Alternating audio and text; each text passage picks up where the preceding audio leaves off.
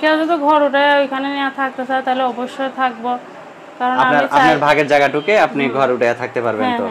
আচ্ছা, আসসালামু আলাইকুম সুপ্রিয় দর্শক শ্রোতা বন্ধুরা, আপনারা দেশ বিদেশে যেখান থেকে আমাদের এই ভিডিওটি দেখছেন সকলকে আন্তরিক শুভেচ্ছা জানিয়ে শুরু করছি আমাদের আজকের এই ভিডিও প্রোগ্রামটি। দেখতে পাচ্ছেন ক্যামেরার সামনে নিয়ে এসেছি এক সুন্দর লাল টুকটুকে আপুকে, তার কথাগুলো আপনাদের সামনে তুলে ধরবো। চলুন শুনে আসা যাক এই আপুটির কথাগুলো।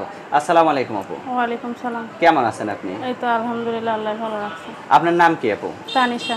তানিশা, কোথায় থাকেন তানিশা আপু? কুমিল্লা। কুমিল্লা থাকেন? আপনার গ্রামের বাড়ি কি কুমিল্লা? গ্রামের বাড়ি আমার কুমিল্লা। আচ্ছা, আপনার বাবা কি করে, আপনার মা কি করে? আমার বাবাটা বর্তমানে কিছুই করে না, বুড়া হয়ে গেছে তো, অনেক অসুস্থ, কাজ বাজ করতে পারে না। আমার আম্মু কাজ করে বাসা বাড়িতে।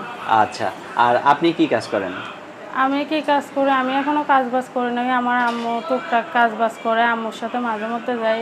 আচ্ছা, তো এখন আপনার আম্মু কি কাজ করে বললেন? বাসা বাড়িতে কাজ করে। বাসা বাড়িতে কাজ করে। তা আপনার বিয়ে শাদী হয় নাই? না। তো বিয়ে হয় নাই কেন এখনো? বিয়ে হয় নাই কেন ভাই, এখন আমরা হলাম সাধারণ ঘরের মেয়ে, গরিব মেয়ে। যৌতুক মতুক চাই, এই জন্য আমার বাবা মা তো যৌতুক দেওয়ার মতো সমর্থ নাই যে বিয়ে শাদী দিতে পারবে, এই জন্য বিয়ে শাদী মনে করেন দেয় না। আচ্ছা, আপনার বয়স কত আপু? আমার বয়স 19। 19 বছর? তো এখন আপনার এলাকার কেউ বিয়ের শাদীর ঘর নিয়ে আসে নাই? এখন বিয়ে শাদী তো অনেক মানুষই আসলে মনে করেন এখন তো যৌতুক, আমার বাবা মার তো সেই সমর্থটা থাকতে হবে। আমার মা পরের বাসায় কাজ করে মনে করেন তারা খাওয়ায়, সংসার পালে।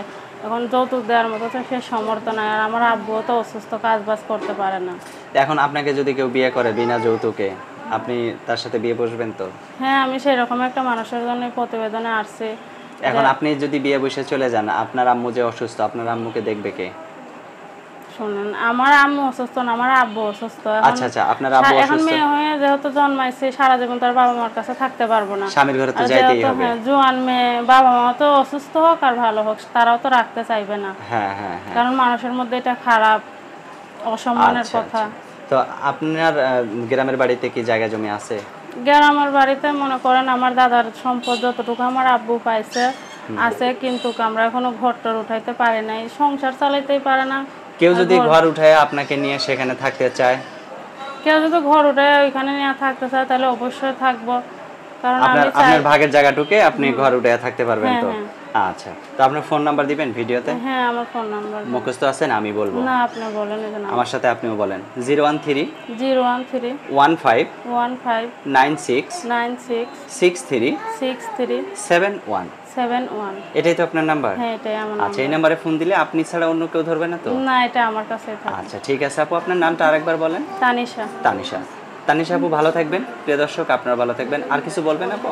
ভাই, আমার একটাই অনুরোধ, আমি বয়সও চাই না, চেহারাও চাই না, আমি একটা শুধু ভালো মনের মানুষ চাই। যদি বৃদ্ধ হয় সে? বৃদ্ধ হোক আর তার ফ্যামিলি থাকুক, তাতেও আমার কোনো সমস্যা নাই। আমি সেরকম একটা মানুষ চাই যে আমার কষ্টের সময়, দুঃখের সময় আমার পাশে এসে দাঁড়াবে, আমার দায়িত্ব নেবে। ইনশাল্লাহ সারা জীবন আমিও তার পাশে দুঃখে কষ্টে সুখে তাকে ভুলে যাবেন না তো কখনো? না। আচ্ছা ঠিক আছে তানিশা আপু, ভালো থাকবেন। প্রিয় দর্শক, আপনারা ভালো থাকবেন। আজ এই পর্যন্তই।